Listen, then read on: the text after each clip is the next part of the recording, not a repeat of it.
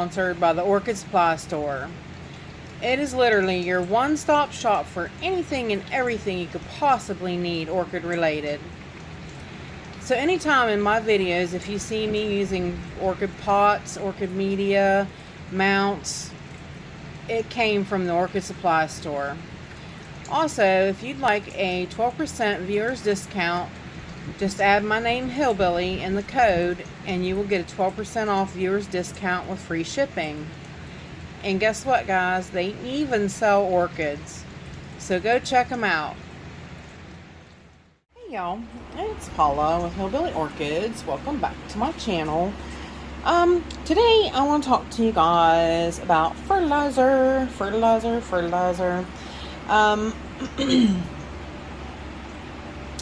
Basically, I want to get into talking about fertilizer because, you know, as most of us, you know, are fighting with the weather, how, you know, we got snow one day, warm weather the next day, you know, things have just been really, you know, crazy with the weather. Spring is coming, okay? Now, you might not really notice it, but, you know, like at mid-January, the daylight starts increasing by 2 minutes a day. I mean, you might not really notice that much, but isn't it just nice to know that, oh yes, come on, you know.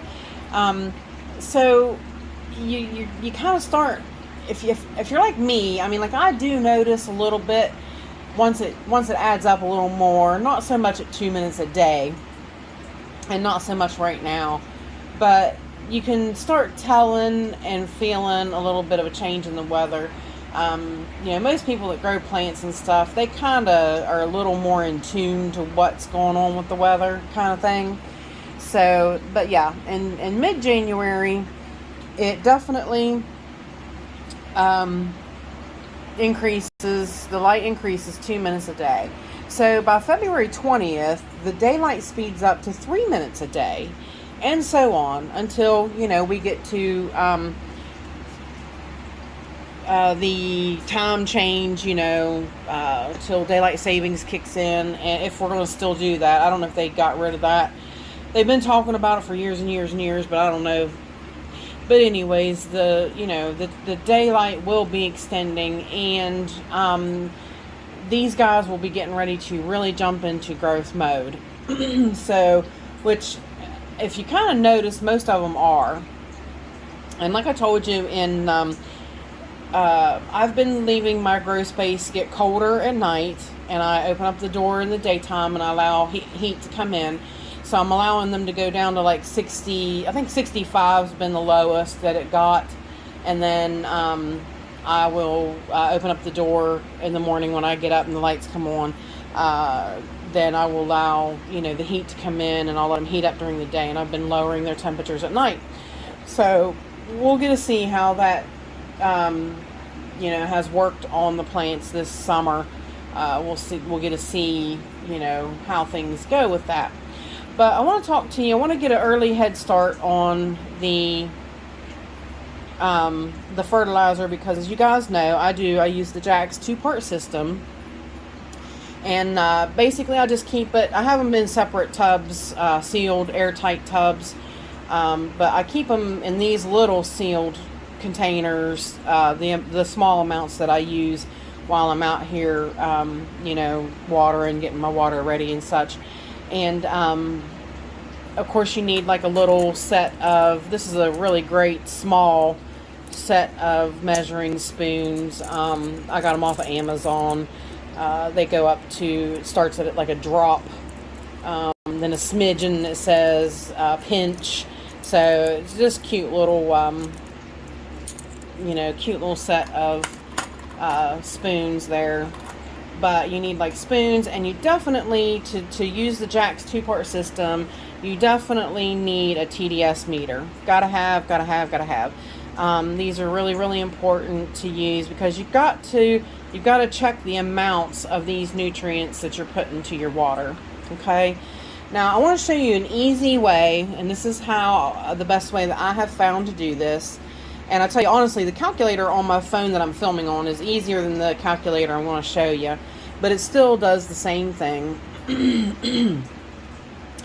And basically, what you need to really start with is the calcium nitrate. Now, in the Jack's A and B, it's really backwards. Like, this is the Jack's A if you're buying it, the 5-12-26, and the calcium nitrate is actually the part B. But I always get it backwards because I always start with the calcium nitrate when I'm mixing in my water. So I use pure zero reverse osmosis water, and I make it up. I have two 32-gallon garbage cans that, if you can hear it in the background, right now I've got water making. Basically, and it takes about 3 solid days of filling to fill up those 2 garbage cans, because reverse osmosis is a slow trickle process that if anybody's made it knows how it is. But I always start out with zero water because I want to know everything that I'm putting on my plants. Now, Michael's told me before that my TDS of my reading of my tap water is not that bad. So on occasions, like if I've been behind, I might use it. But most generally, I always try to filter it because I want to know that I know what I know is in my water. So hands down, I want to be able to say there's nothing else in my water but what I want in there. So you've got the total mix of your calcium nitrate, your base mix of the 5-12-26, and your Epsom salts. And in the summertime, I add sea kelp as well. So when you add everything, that's considered your total mix. So what I do, and this is the easiest way, in the wintertime, because the plants are slower going, the temperatures are colder, daylight has cut back, they're not using as much. So I personally, in the wintertime, I run a total mix of like 130 to 150 parts per million, somewhere in that vicinity. Usually it's about 130, but sometimes I'll do 150.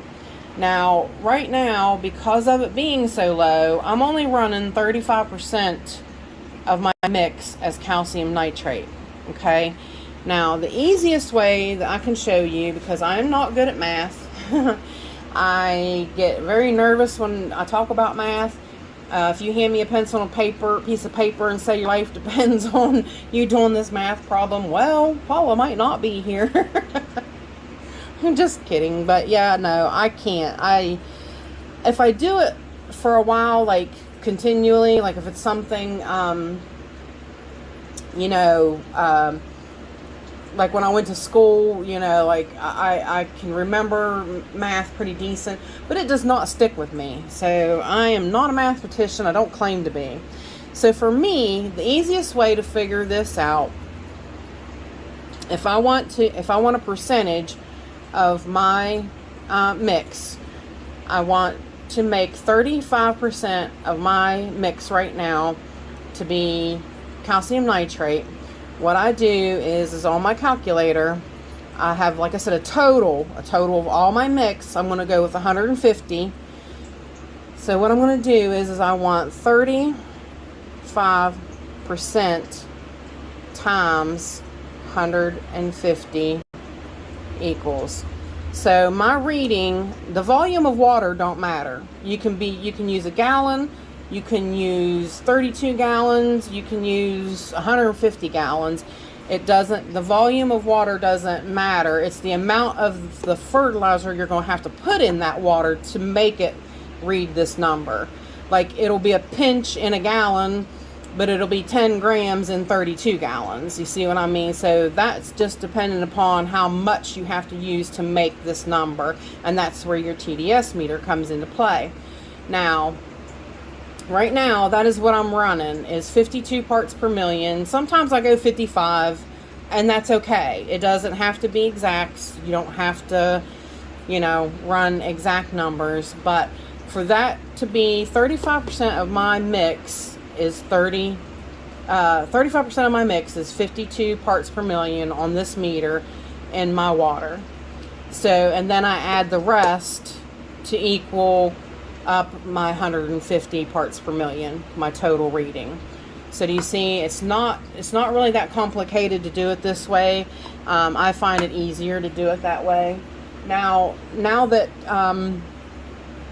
you know, the things are going to start increasing a little bit, we're going to get into some different numbers. So right now I'm doing 35 parts, or 35% of my mix is calcium nitrate. So let's say February, I want to start increasing it because I'm going to start increasing the warmth in this room. So I'm going to jump up 45%. I want to go 45%. Well, let's see. I'm 35 now. Because see, but what you want to do is you want to increase it slowly till you get to June when you're really, really hot weather. And then when it hits June, like, you want it to be 50 to 60% of your mix. You don't want to really go any higher than that. I personally, I don't know why. Like, we can't figure out why. If I've increased it past 50 to 60% of calcium nitrate, my phalaenopsis have a fit. Like, my phalaenopsis do not do well on the Jack's 2-part system at a higher calcium nitrate rate, which is really weird. So, but that's what Rick L suggested to me. He's like, don't do over 50 to 60% in the summertime. So that's what I try to keep it at, and it seems to do a happy medium. So let's just say we'll go ahead and jump to March. I want to do 45% by March, but I'm still let's see. Let's just say I'm going to jump up to, at March, I'm going to jump up to a total, and that's a total of all my nutrients. I'm going to jump up to 175 parts per million. Because come summertime too, I'm going to run like 200 parts per million total mix. So right now though, because we're going to go with March, we're going to be at like 175. I'm going to increase it that much. So, and I want the calcium nitrate to be 45% of my mix. So what I'm going to do is I'm going to do 45% times 175 equals, it's going to be like 78, 79, or 80 parts per million. And that is 45% of my mix then. That is what I want this TDS meter to read when I add my calcium nitrate only. And that's what the reading should be. And then that will have the calcium nitrate as my mix. So now, once we get into June, like I said, I'm going to be running 200 parts per million. And I'm going to do 60%. I want this to be 60% of my mix. So we're going to go with 60% times 200 equals 120.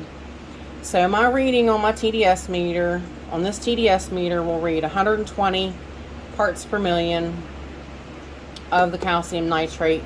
And then I will be running 60% of my mix as calcium nitrate. So you see how that goes. And then what you do is you decrease it again in the fall. So when the temperatures start cooling down, then you go back. You take it back to 50%, then back to 45%, back down to 35% all winter long. And that's how I've been running it. And I hope that makes it easy to show you how to do it on a calculator, because like I said, I am not a mathematician and I can't do math for nothing. So it makes it an easy way for me to figure out running that percentage of calcium nitrate in my mixes at different times of the year.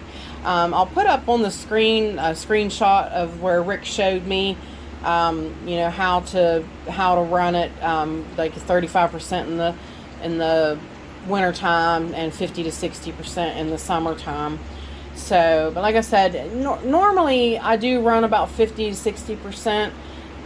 Because if I've tried running higher, and like I said, my phalaenopsis really have, they really don't do well. They start getting yellow leaves and they start dropping bottom leaves, and they don't, and yet they're supposed to be high nitrogen loving plants. So I don't know why in this particular mix they don't like that high mark. Now, and I tell you that, you know, the Jack's 2-part system is my go-to.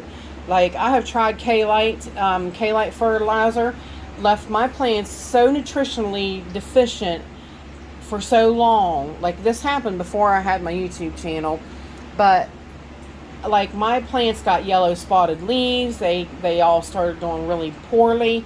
K-Lite is a specific fertilizer for a specific use on, I think it's PAFs, I believe. I don't have PAFs, so I don't know.